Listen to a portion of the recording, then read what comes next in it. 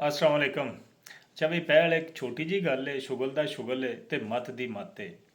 And ते एक पाकिस्तानी दा सुनेहा ਤੁਹਾਨੂੰ ਦੇਣਾ ਹੈ ਤੇ ਗੱਲ ਥੋੜੀ ਜੀ ਗੌਰ ਨਾਲ ਸੁਣਨ ਵਾਲੀ ਹੈ।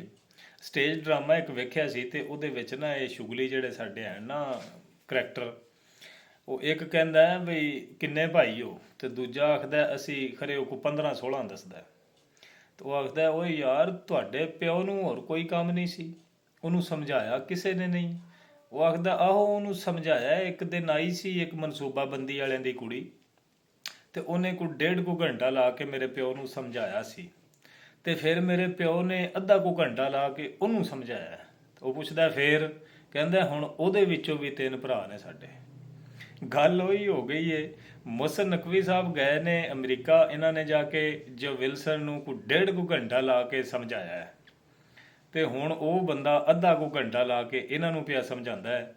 ਉਹਨੇ ਇੱਕ ਖੱਤ ਲਿਖਿਆ ਹੈ, ਕਾਰੋ ਨੇ ਟਵੀਟ ਛੱਡਿਆ ਤੇ ਕਹਿ ਉਹ ਕੀ ਰਿਹਾ, ਲਿਖਿਆ ਉਹਨੇ ਕਿਹਨੂੰ ਹੈ, ਸ਼ਬਾਜ਼ ਸ਼ਰੀਫ ਨੂੰ ਤੇ ਜ਼ਰਦਾਰੀ ਨੂੰ ਤੇ ਜਰਨਲ ਆਸਮ ਮੁਨੀਰ ਨੂੰ, ਮੁੰਨੇ ਪਲਕਾਰੀ ਨੂੰ।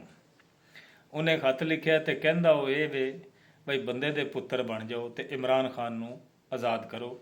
ਬੇਸ਼ੱਕ ਉਹਨੇ ਇਹ ਵੀ ਦੱਸਿਆ ਕਿ ਇਮਰਾਨ ਖਾਨ ਨਾਲ ਮੇਰੇ ਆਪਣੇ ਜ਼ਾਤੀ ਇਖਤਲਾਫ ਵੀ ਹੈ ਨੇ, ਲੇਕਿਨ ਇਖਤਲਾਫ ਆਪਣੀ ਜਗ੍ਹਾ ਤੇ, ਲੇਕਿਨ ਜਿਹੜੀ ਤੁਸੀਂ ਕਰ ਰਹੇ ਹੋ ਨਾ ਇਨਸਾਨੀ ਹਕੂਕ ਦੀ ਖਿਲਾਫ ਵਰਜ਼ੀ, ਇਹ ਛੱਡ ਦਿਓ ਤੇ ਇਮਰਾਨ ਖਾਨ ਨੂੰ ਆਜ਼ਾਦ ਕਰੋ ਤੇ ਬੈਲਟ ਪੇਪਰ ਦੇ ਜ਼ਰੀਏ ਫੈਸਲਾ ਕਰੋ ਕਿਹੜੀ ਹਕੂਮਤ ਆਉਣੀ ਹੈ ਤੇ ਕਿਹੜੀ ਨਹੀਂ ਆਉਣੀ। ਇਸ ਦਾ ਆਵਾਮ ਨੂੰ ਤੁਸੀਂ ਫੈਸਲਾ ਕਰਨ ਦਿਓ।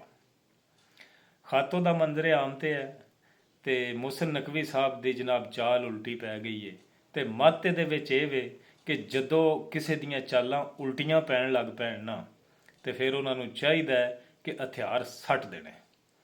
ਉਹ ਜੰਗ ਜਿੱਤ ਨਹੀਂ ਸਕਦੇ। ਇਹਨਾਂ ਦੀਆਂ ਚਾਲਾਂ ਉਲਟੀਆਂ ਪੈਣ ਲੱਗ ਪਈਆਂ ਨੇ ਤੇ ਇਹਨਾਂ ਨੂੰ ਹੁਣ ਹਥਿਆਰ ਸੱਟ ਦੇਣੇ ਚਾਹੀਦੇ ਨੇ। ਜੰਗ ਇਹ ਕਦੇ ਵੀ ਨਹੀਂ ਜਿੱਤ ਸਕਦੇ। ਇਹ ਰਗੜੇ ਹੀ ਹੈ ਜਿੰਨਾ ਕੋ ਪਾਈ ਚੱਲਣ। ਤੇ ਜਿਹੜਾ ਉਲਟੀਆਂ ਚਾਲਾਂ ਪਾਉਣੇ ਦੇ ਬਾਵਜੂਦ ਵੀ ਹਥਿਆਰ ਨਹੀਂ ਨਾ ਸੱਟਦਾ, ਉਹਦੇ ਕੋਲੋਂ ਅਗਾਂਹ ਹੋ ਕੇ ਹਥਿਆਰ ਫੜ ਲੈਣੇ ਚਾਹੀਦੇ ਨੇ। ਔਰ ਇਹ ਕੰਮ ਪਾਕਿਸਤਾਨੀ ਕੌਮ ਨੂੰ ਔਰ ਪੀਟੀਆਈ ਦੀ ਕਿਆਦਤ ਨੂੰ ਅਗਾਂਹ ਹੋ ਕੇ ਕਰ ਲੈਣਾ ਚਾਹੀਦਾ ਹੈ ਕਿ ਹਥਿਆਰ ਇਹਨਾਂ ਕੋਲੋਂ ਫੜ ਲੈਣੇ ਚਾਹੀਦੇ ਨੇ। ਐਂਡ ਤੇ ਛੋਟਾ ਜਿਹਾ ਇੱਕ ਪੈਗਾਮ ਹੈ ਇੱਕ ਪਾਕਿਸਤਾਨੀ ਦਾ, ਤੇ ਇਹ ਜ਼ਰਾ ਸੁਣਿਓ ਤੇ ਕੰਨ ਖੜੇ ਕਰਿਓ ਤੇ ਚੱਸ ਲਵਿਓ।